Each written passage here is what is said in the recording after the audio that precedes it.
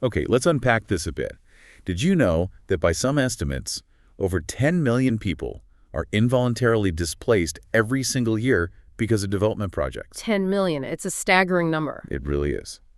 And today, we're doing a deep dive into that very intersection where global development meets human rights, specifically looking at land acquisition and involuntary resettlement. Yeah, and we're drawing heavily on some really insightful material, specifically Chapter 17, From Mining and the Environment by Spitz and Trudinger. Exactly. So our mission today. I think it's really to dissect this complex collision, property rights versus societal development, and to get into the profound impacts, cultural, economic, emotional, that are just, well, written all through history on this. You might think it's just about big dams or mines. But the surprising facts and the way thinking has shifted on this, that's what makes it truly fascinating, I think. So let's start by setting the context.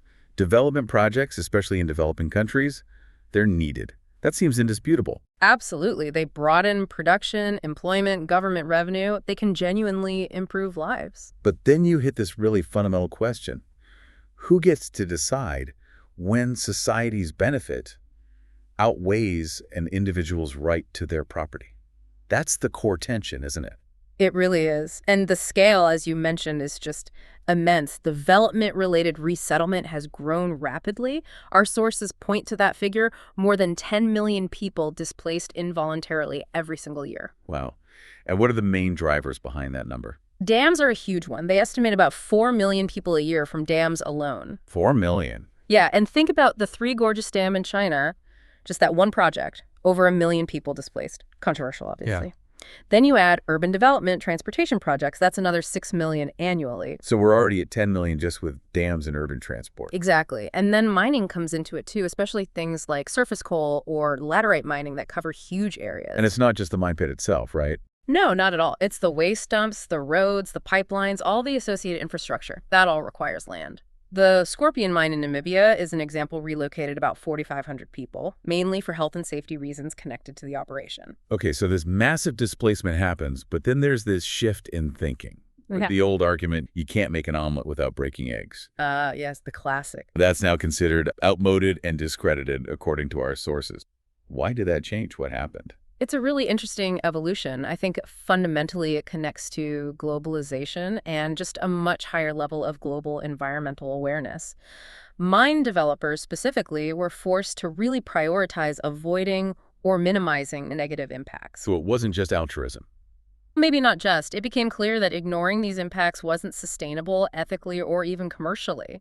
The goal now is, it's stated as crystal clear, displaced people should actually be better off after they move. Better off. That's a high bar. It is. It totally reframes resettlement. It's not just damage control anymore. It's seen as a potential opportunity to actively reduce poverty, especially for disadvantaged groups. That's a powerful shift. And our sources highlight the role of international agencies here, like the World Bank. Exactly. They were key, especially after getting quite a bit of negative publicity from some of those huge dam projects that displaced millions, often without decent compensation. So what do they do? The World Bank really spearheaded involuntary resettlement policies back in 1990. That work evolved and led directly to the International Finance Corporation's, the IFC's policy on social and environmental sustainability. And within that, there's Performance Standard 5, or PS5. PS5. That's the big one. It deals specifically with land acquisition and involuntary resettlement. It's become the most widely used international benchmark. It's even part of the Equator Principles, Which are? essentially a set of environmental and social risk management guidelines voluntarily adopted by major banks for project finance. So PS5 sets a global standard. And what does PS5 cover? It addresses both physical displacement, literally moving, and economic displacement, which is losing your livelihood, even if you don't physically move. Okay. And what are some of the key principles?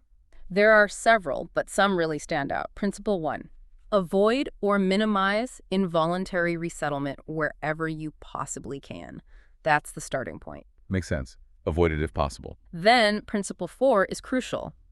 Resettlement programs should actually improve or at least restore people's livelihoods and living standards to where they were before. So not just compensate, but restore or improve. Precisely. Principle 7 emphasizes consultation. Developers have to consult with affected people and communities. And Principle 10 is fascinating. Compensation isn't just for those with formal legal title to land. It recognizes customary rights, too. That seems really important, especially in areas without formal land registries. Absolutely critical. And while, as we said, dams tend to displace more people because they flood valleys, Right. the lessons learned from those huge dam resettlements are seen as very relevant and instructive for mining projects, too. And the World Commission on Dams also has guidelines, reinforcing this idea that success hinges on national laws, good policies, and accountability from every involved governments and developers. It's a whole ecosystem of responsibility, really. Okay, so we've got the scale, the shift in philosophy, the international standards. Let's really unpack what resettlement involves. Our sources say it's not just moving house, it's a process with two sides: displacement and livelihood restoration. Yeah, and a really key concept here is rights to land. It goes way beyond the typical Western idea of just owning a deed. How? It includes things like leaseholds, rights to use land for cultivation or grazing, gathering forest products. Then there are customary or usufruct rights, hunting, fishing on traditional lands, ancestral domain for indigenous peoples, even third-party interests like sharecropping arrangements. So land ownership, as we might think of it, is just one piece. Exactly, just one aspect of this broader concept of rights to land. And that broadness extends to the definition of resettlement itself. It covers any loss of assets, access to resources, or negative impact on livelihood. So it doesn't have to involve physically moving. Correct. You could stay put but lose access to farmland or fishing grounds or customers for your small business because of the project. That's still considered a resettlement effect. It includes losing community cohesion, cultural sites, social networks. It's broad. And what about involuntary resettlement? What makes it involuntary? That specifically means the people affected don't have the right to refuse the land acquisition. This could be through eminent domain, the state's power to take private property for public use with compensation. Right. Or it could be through a negotiated settlement, but crucially, where the option of expropriation or eminent domain exists if the negotiation fails. The choice isn't truly free. So that's the difference between physical displacement, moving homes, and economic displacement, losing livelihood. Precisely. You can have one or the other or both. Got it. Now, what makes some resettlement situations worse than others? Our sources talk about factors determining the severity of losses. The number of people is one obvious factor. Yes, definitely. The Asian Development Bank Handbook, for example, considers resettlement affecting more than 200 people to be significant. 200. Yeah, and remember, it's not just the mine's direct footprint. It's the infrastructure, the waste dumps, even the people who migrate to the area hoping for work. All that can increase the number of affected people significantly. And who is affected matters too, right? Yeah. Vulnerable groups. Hugely important. Mining often happens in remote areas, home to tribal and indigenous peoples. Our sources say these groups often have the least access to resources and merit special attention. Other vulnerable groups include households headed by women or the very poorest who might not have any formal legal claim to the land they live on or use. And the types of losses, tangible versus intangible. Tangible losses are things you can more easily put a price on. Land, buildings, crops, livestock. Intangible losses are much harder to quantify, but just as real. Those user rights we talked about, lost job opportunities, access to common resources like forests or water, and importantly, cultural or spiritual places. The loss of connection. And the key point is that people should be eligible for compensation for both types of loss. Absolutely. That's central to the newer frameworks. And then there's participation. Our sources are really clear. Lack of participation and transparency are likely to lead to failure. What does that look like in practice when it goes wrong? Box 17.1 in our source gives some stark examples. Companies treating consultation like a box-ticking exercise, a necessary evil, ignoring the diversity within a community and maybe only talking to the official leaders, or failing to properly inform people about what their rights actually are in the whole process. That lack of transparency breeds mistrust and conflict. It's quite sobering that resettlement often hits those least able to afford it, as the source puts it. And this leads to predictable patterns of social risk. Yes, and this is where the Impoverishment Risk and Rehabilitation Model, the IRR model, developed by Michael Sinia, is really insightful. It identifies 8 core risks, and an expanded version adds 2 more. These aren't just isolated problems, they're interconnected pathways that lead to impoverishment for displaced people. Can you walk us through some of those risks? Sure. First, there's landlessness. Losing farmland or grazing land directly impacts income, especially in rural settings.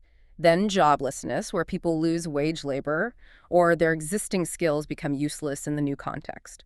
Homelessness is more than losing a house. It's often a decline into worse housing and living conditions. Okay. Then marginalization. Mm. This is about losing social standing, networks being broken, leading to isolation, depression, even substance abuse sometimes. Health risks are a big one. Trauma, stress from the move, plus risks from potentially worse water or sanitation in the new location. That makes sense. Food insecurity, suddenly not having guaranteed access to enough nutritious food. Loss of common land and resources, things like forests, pastures, fishing areas that were vital community assets. And finally, social disarticulation. This is the fragmentation of communities, the tearing of the social fabric, which is especially devastating for Indigenous groups whose identity is so deeply tied to community in place. Wow, that paints a grim picture of the potential downsides, which really underscores why, as you said, just paying cash often isn't enough. Exactly. The sources emphasize that resettlement is not only about the cash compensation, but it's also about social and economic development to reestablish the livelihoods. But cash must seem like the simplest solution for developers. It often does seem simplest, yes, but there's a great quote mentioned from the Havasupai Apache Indians. Land is like diamonds, but money is like ice. Land is like diamonds, money is like ice. That's powerful. Isn't it? It captures the dilemma perfectly. While landowners might even prefer cash initially, especially in remote areas, people may lack the financial literacy or the opportunities to use a large cash sum sustainably. It can just melt away, and then they're left with nothing. So the money runs out, and they're potentially worse off than before. Precisely, which is why land-for-land compensation, where possible, combined with other support training, access to credit, infrastructure is generally seen as a much better way to prevent landlessness and genuinely restore livelihoods. So how can this work in practice, creating real, sustainable value? The sources mention some interesting case studies. Freeport in Indonesia. Right. Case 17.1 discusses the Freeport Partnership Fund. Since 1996, PT Freeport Indonesia committed 1% of its revenues to a fund for local community development. 1% of revenue. That sounds significant. It is. By 2004, they'd apparently contributed over $150 million US dollars. It funded schools, hospitals, business development programs. Now, it wasn't without controversy. There were claims of company interference, jealousy between different groups. Some even saw it as riot money to quell dissent. Complex. Very, but it's an example of trying to share the benefits more broadly. Then there's the Leher Gold Project, case 17.2. What do they do? This was quite innovative. Instead of just cash for land, they offered some landholders compensation in the form of mining equipment, like a haulage truck. A truck? Yeah, and then the company leased the truck back from the landowner to use in the mine operation. So it provided a steady income stream plus entrepreneurial skills and experience. It's thinking beyond just a one-off payment. That is creative. But despite these efforts, the overall picture. Yeah, the sources are quite blunt. Historically, rural resettlement has rarely been successful. Incomes often don't get restored to pre-project levels, and frankly, many projects ended up increasing poverty, not reducing it. Lots of room for improvement still, especially in mining. Definitely ample room for improvement. The intentions might be better now, the standards are clearer, but implementation remains a huge challenge. Which brings us back to the rights aspect. Our sources stress land compensation and resettlement should be seen as a right, not just a need. And the UN Commission on Human Rights calling forced evictions a gross violation of human rights. That's strong language. It is. And it forces the question, what's the line between an acceptable, though difficult, involuntary resettlement and an unacceptable forced eviction? So what defines an acceptable process? Well, the sources list key conditions based on international norms. Things like genuine consultation before decisions are made, providing adequate notice and full information, having government officials present during any physical move, proper identification for anyone carrying out an eviction, crucially, not doing it in bad weather or at night, and ensuring people have access to legal remedies and aid if needed. But you mentioned the role of local authorities can be tricky. Yes, they often mediate and set land values, which can sometimes be lower than market rates or what people expect. But their involvement, especially if it includes police or military presence, can feel intimidating. It can pressure landowners into accepting unfair deals, and in the worst cases, lead to human rights abuses. Okay, let's dig into the practical challenges for mining companies trying to follow these standards. Our sources say compensating for privately owned land isn't the issue. The problems arise with figuring out who has rights and agreeing on what fair compensation is. Exactly. And the ownership part is often incredibly complex. International law, like ILO Convention 169 on Indigenous and Tribal Peoples, requires respecting traditional property rights equally with formal titles. But formal titles are rare in many places. Very rare, especially in remote areas where mining often occurs. Many indigenous communities lack paper titles but have clear, long-standing, customary rights to use land that's been theirs for generations. Figuring out and respecting those rights is a major hurdle. And then there's the value question, not just economic value. Anti-mining groups often argue, quite powerfully, that land has a cultural, spiritual dimension that's essentially priceless. It's tied to identity, ancestry, cosmology. Losing that connection causes deep dissatisfaction that money can't easily fix. But the source also cautions against using that argument indiscriminately. Yes, it notes that while the cultural value is real and important, using it as a blanket argument against any land acquisition can sometimes block development projects that could genuinely benefit the wider community, including improving livelihoods in other ways. It's a really difficult balance. So IFC PS5 says compensation should be at full replacement cost to improve or restore livelihoods. How does that work practically with these uncertain rights? It's tough. Box 17.4 in the source lists common pitfalls. Things like starting with bad baseline data, not knowing who actually uses the land and how, overlooking those informal or customary rights we just talked about. Focusing too much on cash. Yep, focusing only on cash compensation without thinking about sustainable value. Failing to account for the people who move into the area because of the mine, putting pressure on resources, and not adequately supporting the host communities where people are being resettled. They face impacts too. And then there's this timing problem, this contradiction companies face. Ah, yes. The catch-22. Land prices naturally increase as a mining project becomes more certain and development starts, so acquiring land early is cheaper. But you don't want to buy land unless the project is definitely going ahead. Exactly. Spending millions on land for a project that might not happen is a huge risk. This leads to things like legal hurdles for foreign companies buying land speculation, and sometimes companies using creative means like buying land through intermediaries or decoys to get it early. Which undermines transparency. Completely. It's contrary to the spirit of transparency, as the source says, and erodes trust. It's flagged as a major ongoing difficulty. And related to this, Box 17.5 points out a common mistake. Just not allowing enough time to properly sort out land rights and negotiate terms fairly. It always takes longer than planned. Okay, one last area we need to cover in this deep dive, the specific challenge of artisanal mining clashing with large-scale commercial mining.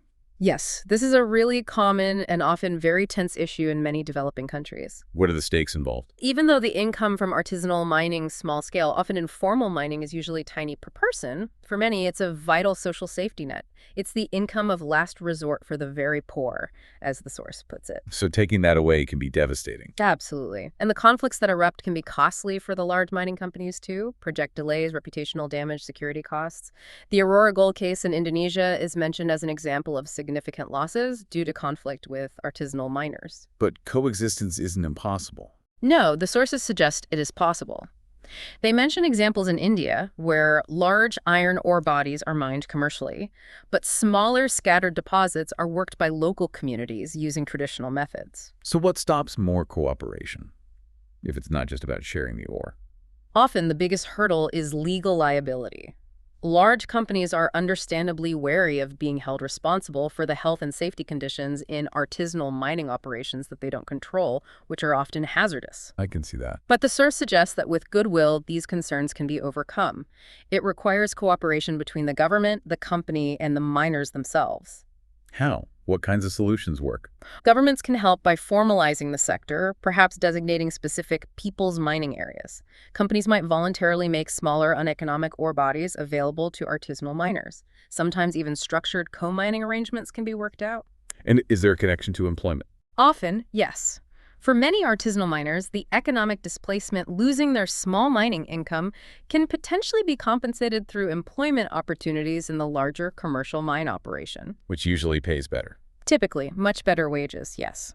Plus, potentially significant other benefits like formal training, better safety standards, job security, health provisions. So it can be a pathway to improvement if handled carefully and respectfully. Wow. Okay, this has been an incredibly thorough deep dive. We've really seen how involuntary resettlement isn't just some logistical task. It's profoundly human. Absolutely. And when it's done right, which is clearly difficult but not impossible, it genuinely can transform lives and build trust between companies and communities. It really underscores that you need a holistic approach, doesn't it? It does. You need robust planning from the very start, genuine participation, not just token consultation, and a real focus on ensuring those vulnerable populations we talked about aren't just paid off, but are truly better off in the long run. The sources really drive home that it's not just what land or assets you take, but how you manage the whole process and ensure people have a positive future. Precisely. That's the core challenge and the ethical imperative. So for everyone listening, maybe the next time you hear about a major new dam or pipeline or mine project, whether it's in the news or closer to home, think beyond just the economic numbers. Ask, are the human costs being truly accounted for, not just in dollars, but in livelihoods and culture and well-being? Yeah, and how can we, as informed citizens, support approaches that really prioritize that human dignity and look for sustainable livelihoods, not just short-term economic gains, making sure progress actually benefits everyone it touches? A really important question to keep in mind. And maybe also think about how these principles we've discussed of avoiding harm, consulting properly, restoring livelihoods, how they apply more broadly, they're relevant to almost any large-scale change impacting communities, aren't they? Not just mining. That's a great final thought. Thank you.